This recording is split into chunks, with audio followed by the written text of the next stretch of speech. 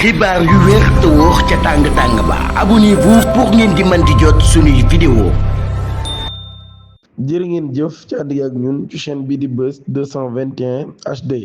ab drame moo xew mardi 10 mars ca quartier Carrière Thiès vieux bii di Démané nekk à la retraité de Sénélec wala dinaa Sénélec moom mi nag daan nañ ñàkk bakkanam ginnaaw ab vive altercation bu dox ci digganteem ak koo xam ne nag ab jeune jakartaman la.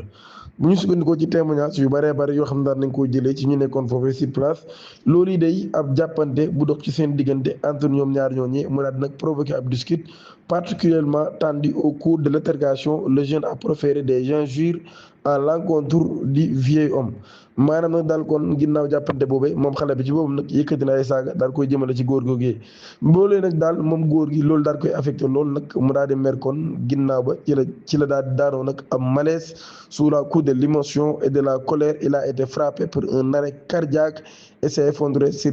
place maanaam kon ci loolu yi nag daal bi nga xam ne daan na malaise ab arrêt cardiaque ci boppam moo ko daal di dal ci foofee ci la daal di jaaree génn àdduna malgré tentative yi nga xam secours nag daan nañ koy def moom mi daan nay génn àdduna sur le coup. Victime bi nag daal daan nañ koy xam ci quartier bi ginnaaw bi nga xamee ni daan nay jël retraite am ci Sénélec moom mi daan nay créé woon propre société am bu spécialisé woon nag ci li nga xam ni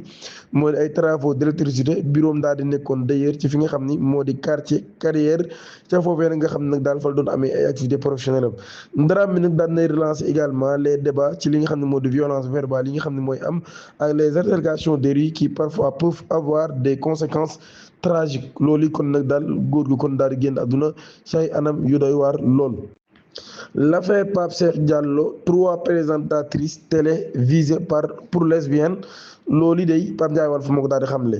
loolu yi nag daal daan nañ ñëw kon ci mbirum Pape Cheikh Diallo ak ñi mu àndal daal di xamle nag daal ñu leen di giñ mbirum borom ñaari tur yi ci wàllum góor mun nag daal loolu daan nañ am yeneen révélation yu yees yi ñoo xam ne ay jigéen lañ bu ñu sukkandikoo ci journaliste bu Walf bii di Pape Ndiaye mi nga xam ne moo joxe information bi nag daal daan nañ xam ne enquêteurs yi jamono ji ñi ngi topp ab piste boo xam ne nag daal ci ab réseau de lesbiennes la bu nekk ci réewum Sénégal parmi les plus grandes lesbiennes